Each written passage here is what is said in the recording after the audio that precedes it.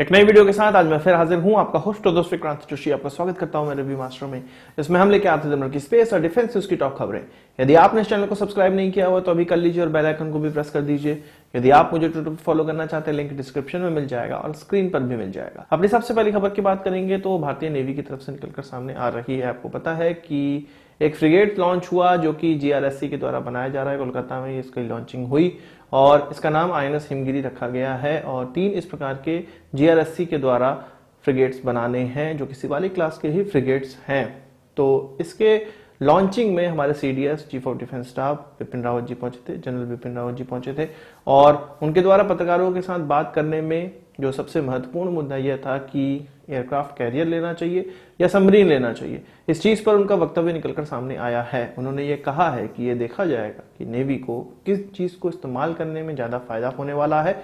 Submarine और aircraft carrier दोनों ही बहुत ज्यादा आवश्यक है और दोनों पे ही विचार चल रहे हैं और इसमें जो भी सही चीज लगेगी उसी पर आखिरी निर्णय लिया जाएगा।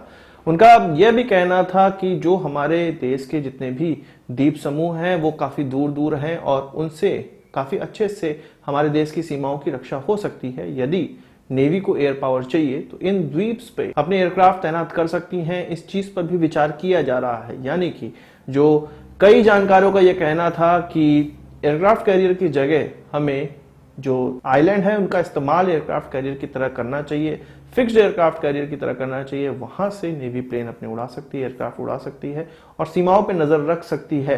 इस चीज पर विचार करना चाहिए। तो इसी चीज पर विचार किया जा रहा है और मुझे लग रहा है कि एयरक्राफ्ट कैरियर की तरफ तो नहीं, तीसरे एयरक्राफ्ट कैरियर की तरफ तो नहीं, हम सबमरीन की तरफ ज्यादा झुकेंगे और इन जो आइलैंड्स हैं जो दूर दूर तक फैले हुए हैं भारतीय आइलैंड्स, उन पर अपने जो एयरक्राफ्ट हैं उनको तैनात करने पे ज्यादा ध्यान देंगे। बात करते हैं अस्त्र MK2 की। आपको पता है कि अस्त्र MK1 की लगभग 100 से 110 किलोमीटर तक मारक क्षमता है। SU-30 MKI में इसको ऑलरेडी इंटीग्रेट करके चेक किया जा चुका है, ट्रायल किया जा चुका है और भारतीय एयरफोर्स ने लगभग 250 इस प्रकार की जो मिसाइल्स हैं उनका ऑर्डर भी दे दिया था।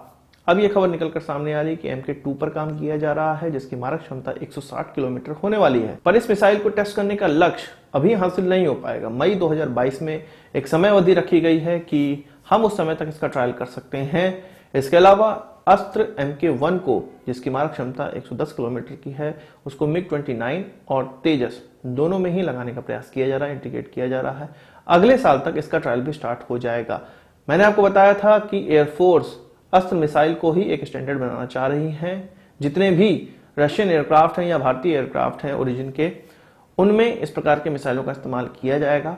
बस जो फ्रेंच ओरिजिन के रफेल और मिराजेस हैं उनमें इनका इस्तेमाल नहीं किया जाएगा या इस योग्य अभी ये मिसाइल नहीं बन पाई है। वही बात करते हैं स्वार्म ड्रोन की। अमेरिका की तरफ से खबर निकलकर सामने आई है। यूएस की defence advance research project agency के द्वारा डायनेटिक्स के साथ ये मिलकर एक प्रोजेक्ट बना रहे हैं जिसमें जर्मनिल्स एयर व्हीकल्स इस्तेमाल किए जा रहे हैं और ये एक स्वार्म ड्रोन की तरह बिहेव करने वाले थे। इसका ट्रायल हुआ और C-130 के माध्यम से इसका ट्रायल किया गया जो कि आप जानते हैं कि ट्रांसपोर्ट एयरक्राफ्ट है।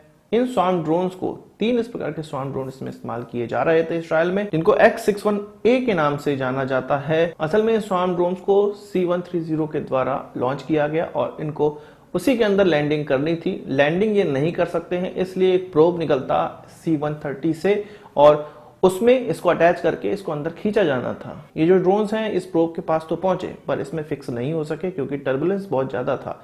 जितना आकलन किया गया था कि C-130 के द्वारा कितना हवा को पीछे धकेला जाएगा, इस ड्रोन पे कितना प्रभाव पड़ने वाला है, दोनों की गति पर कितना प्रभाव पड़ने वाला है और उनकी रिस्पेक्टिव गति कितनी होनी चाहिए, इन सारी चीजों पे जितना भी आकलन किया गया था, ग्राउंड ट्रायल किया गया था, वो सक्सेसफुल नहीं रहा और ये ड्रोन इसके अंदर C-130 के अंदर लैंड नहीं हो सके या इस प्रोब के माध्यम से इनको नहीं खींचा जा सका, ये अटैच नहीं हो पाए। तो इस ट्रायल को फेल माना जा रहा है। फेल भी आप नहीं कह सकते हैं। इससे जो शिक्षा मिली है उससे फिर से इसको नए सिरे से इस ऑब्जेक्टिव को पूरा करने के लिए डेवलप किया जाएगा।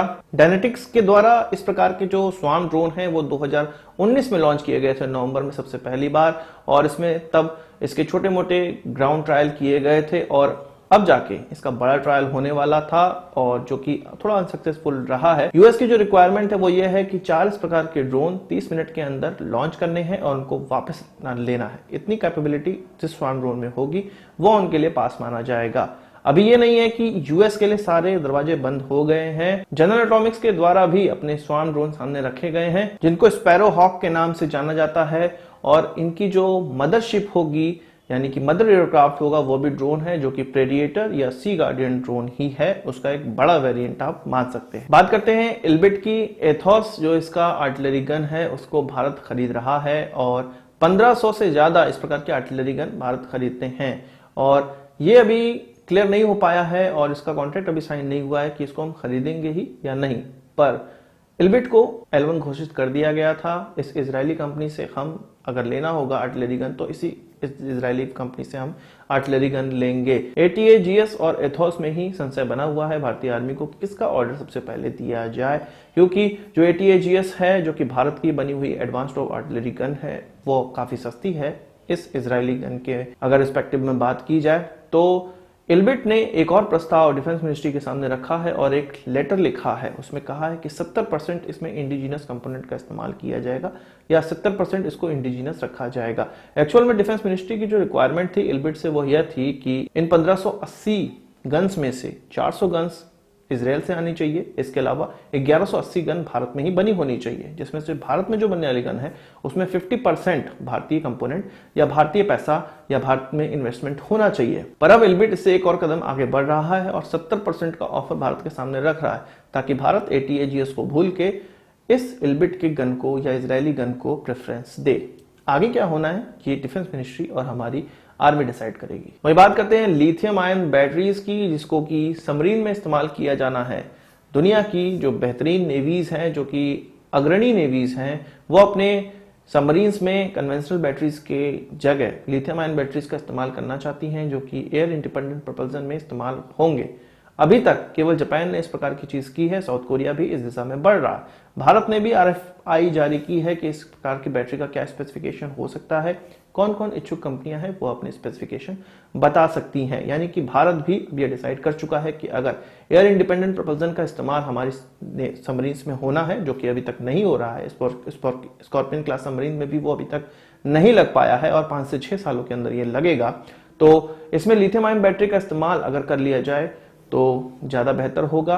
पर लिथियम आयन बैटरी आपको पता है कि ज्यादा एक्सीडेंट प्रोन होती हैं, और यह हमने देखा है कि बोइंग के विमानों में जिसमें लिथियम आयन बैटरी का इस्तेमाल होता है उसमें काफी दुर्घटना देखने को मिली है। इसके अलावा जो मोबाइल्स में लिथियम आयन बैटरी लगी होती हैं वो भी काफी बार फट जाती हैं। तो इन चीजों से बचने के लिए सबमरीन की व्यवस्था करनी है, टेक्नोलॉजी डेवलप करनी है, तो इसी के लिए RFI जारी की गई है, यानी कि भारत भी सबमरीन में लिथियम आयन बैटरी को लगाने के लिए आगे बढ़ रहा है। आज की इस वीडियो के लिए बस इतना ही। आशा करता हूं आपको वीडियो पसंद आया होगा, आप इसको एक बड़ा थम्स अप जरूर देंगे। इस वीडियो संबंधित कोई सवाल सुझाव हो कमेंट बॉक्स में जरूर लाइएगा, और यदि आपने हमारा चैनल तो सब्सक्राइब नहीं किया उसे भी कर लीजिए, क्योंकि हम इस प्रकार की वीडियो लाते रहते हैं। नमस्कार, थैंक यू, जय हिंद।